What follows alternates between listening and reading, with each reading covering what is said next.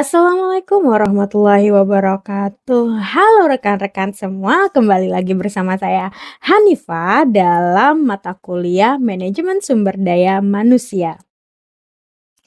Pada mata kuliah kali ini kita akan membahas mengenai materi kepemimpinan dan K3 atau kesehatan dan keselamatan kerja. Mari kita mulai dari pembahasan mengenai kepemimpinan. Nah, kepemimpinan merupakan proses mempengaruhi aktivitas kelompok dalam upaya pencapaian tujuan.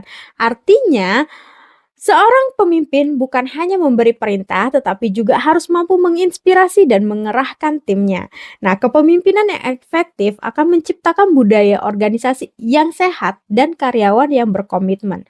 Terkait produktivitas, konsep ini merujuk pada efisiensi dalam memanfaatkan sumber daya manusia. Semakin besar output yang dihasilkan dari input yang minimal, maka semakin tinggi produktivitasnya.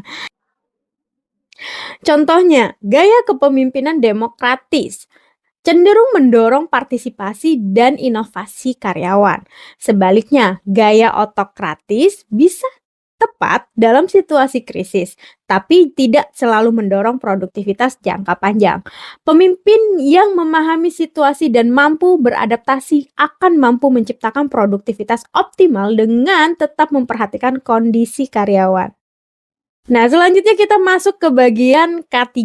Nah, tempat kerja yang aman dan sehat adalah fondasi penting bagi produktivitas. Di Indonesia, kita mengenal Undang-Undang Nomor 1 Tahun 70 dan Permenaker 5 Tahun 96 sebagai dasar hukum pelaksanaan sistem manajemen K3. Pertanyaannya, apa peran pemimpin dalam implementasi K3? Nah, jawabannya sentral. Tanpa komitmen dari pemimpin tertinggi, program K3 hanya menjadi formalitas. Nah, seorang pemimpin harus menetapkan kebijakan keselamatan kerja yang jelas, menyediakan pelatihan dan edukasi berkelanjutan, mendorong budaya peduli terhadap resiko dan pencegahan. Lebih dari itu, pemimpin juga harus memahami bahwa keselamatan kerja bukan hanya soal fisik, tapi juga mental dan sosial. Banyak perusahaan saat ini mengembangkan program wellness termasuk pengelolaan stres kerja, olahraga, hingga dukungan sosial. Dan menariknya, studi terbaru menunjukkan bahwa dukungan emosional dari atasan memiliki dampak signifikan terhadap tingkat stres dan loyalitas karyawan. Saat ini kita hidup di era digital. K3 dan produktivitas pun mengalami transformasi. Nah, inovasi seperti sensor IoT untuk memantau kondisi kerja. Kemudian wearable device yang mendeteksi kelelahan. Lalu AI predictive analytics untuk mencegah kecelakaan. Semua ini butuh pemimpin yang adaptif dan melek teknologi. Nah, pemimpin tidak lagi cukup hanya memberi arahan. Mereka harus menjadi fasilitator transformasi digital dan pelindung kesejahteraan karyawan. Nah, di sini relevansi konsep pathfinding, aligning, dan empowering yang dikemukakan oleh Stephen Covey.